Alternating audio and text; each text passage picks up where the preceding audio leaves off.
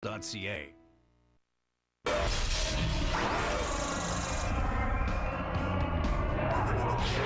now as Athanasiou tries to out-hustle Hughes.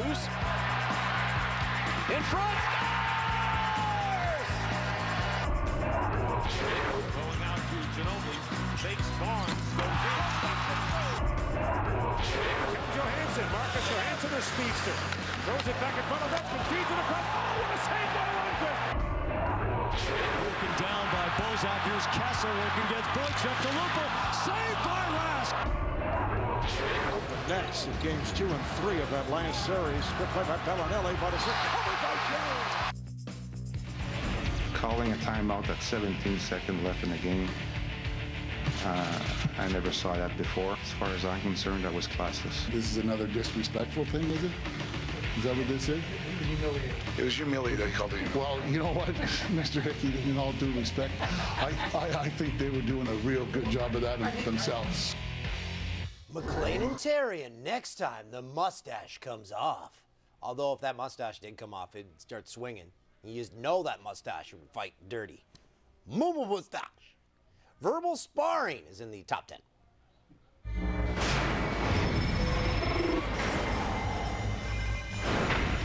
It's a bloody disgrace. That's not good, strong hockey. That's a bunch of cowards, for They claim they went to the bench and warned them, and it didn't stop. All headhunting. Pat Quinn can say what he wants. Like, I don't really care. He was a little bit out of breath, you know. For whatever reason, he was tired. That's not the first time that he's done that. You know, no, I wasn't sick, and I'm fine now, thanks. Everybody's calling me a hypocrite. He's the same hypocrite. You got something to say to me, and you're not saying nothing to me now? If you ain't saying nothing positive about me, don't say my name at all. Following a street fight between Mike Tyson and Mitch Blood Green, the two traded some verbal jabs. I was very upset at the time they ripped my shirt in my pocket. I was totally upset. When his ring caught my head, I saw the blood, and I approached him. He shook his hand like a little sissy.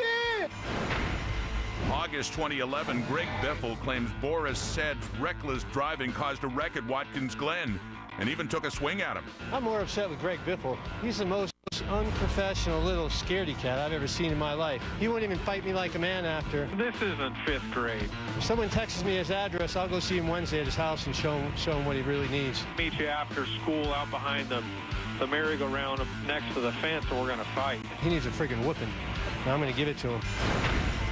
After Joe Thornton said the Rangers were probably the softest team they'd played against, John Tortorella fired back.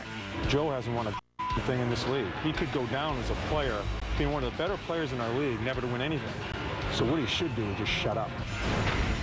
The more they acted like idiots, the more we wanted to play. Well, that's Lindy's opinion. I've seen his teams do the same thing, so he ought to not talk about that. No, Thomas, if he wanted to talk to me, he'd have got up in my face like a man, like he seems to do to everybody else on my team.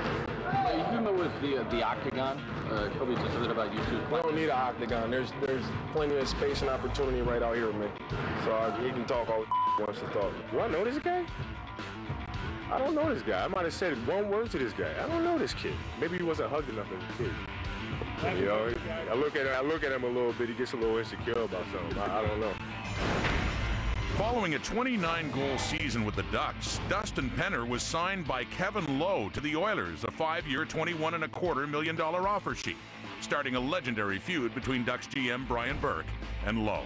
For the colossal stupidity of what the Edmonton Oilers did this past summer, if I had run my team into the sewer like that, I wouldn't throw a grenade at the other 29 teams and my own indirectly. Brian Burke is a feisty individual, I guess, and like I say, I've talked to a number of managers, and quite often a lot of them agree that his comments were uncalled for. I think it's an act of desperation from a GM who's fighting to keep his job.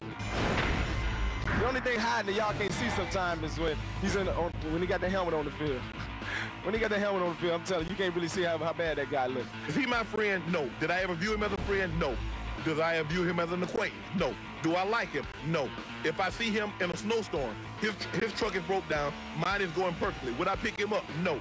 I've never called anybody ugly. Do I think people are ugly? Yeah, I think he's ugly. I like Patrick's quote that he would have stopped me.